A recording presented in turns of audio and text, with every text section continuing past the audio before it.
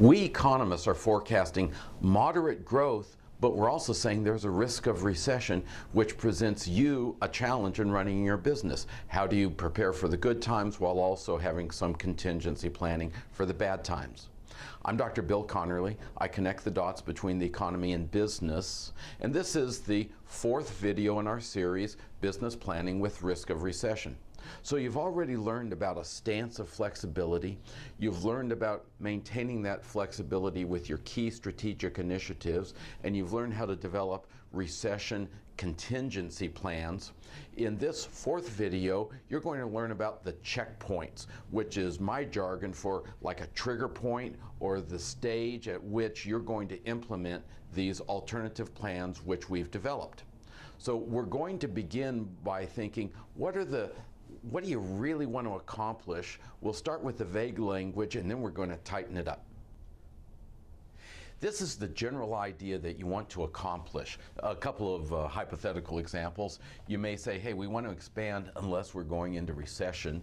And you may say, we're going to maintain our staffing unless our sales drop. But these are kind of vague terms. We're going into recession, our sales are dropping. For a good checkpoint, you want to get a quantitative measure. So we're going to say expand unless the change in gross domestic product is less than 1.0% is one possible checkpoint you could have.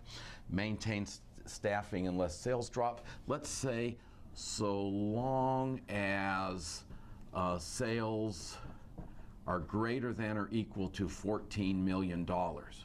So what we've done is we've put actual numbers. Now you know when to implement those contingency plans. Now the question is, how do you come up with these numbers? I'm going to suggest that you develop an early warning system, a set of quantitative measures that you look at regularly. I have a whole chapter in my book, Bizonomics, about how to develop that, and there are free examples at bizonomics.com, and we're going to go through that. The basic idea is you're going to start with some high-level economic data. Could be GDP if you sell a lot of variety of stuff, or it could be total consumer spending or total exports, depending on what your business is.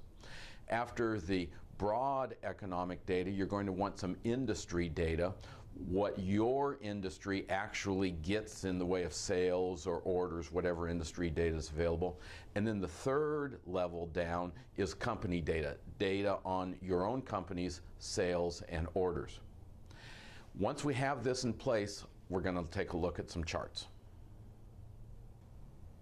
Okay, you're going to look at your data. This is not an Excel spreadsheet, of course. I suggest that you actually do some graphing software, something simple. Look at this data regularly, and then you can do some sophisticated pro formas, and I actually recommend that you have your financial people do some alternative scenarios about, gee, what if we're in the middle of this project and then sales turn down?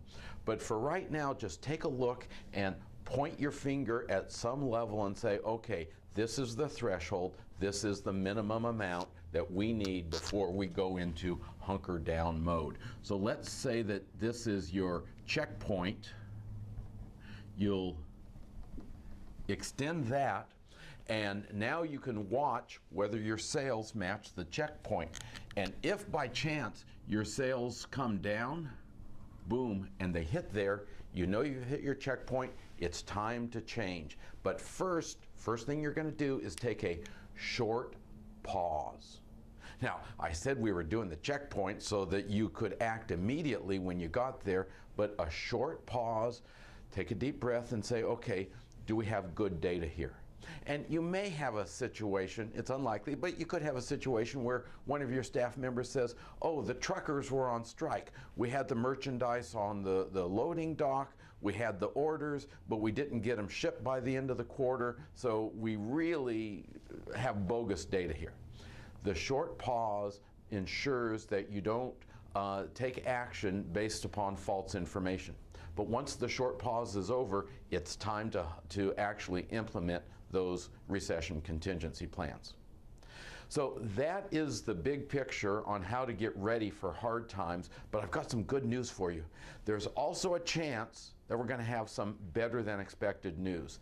Now, the odds of the better than expected news happening right now are less than the risk of recession. I'm recording this in January of 2012, but there is a chance that we could be surprised on the upside. And even if it's not this year, one of these years we're going to be surprised on the upside. So video number 5, the last in the series, is going to cover those upside opportunities. I'm Dr. Bill Connerly for the Bizonomics blog and Forbes.com.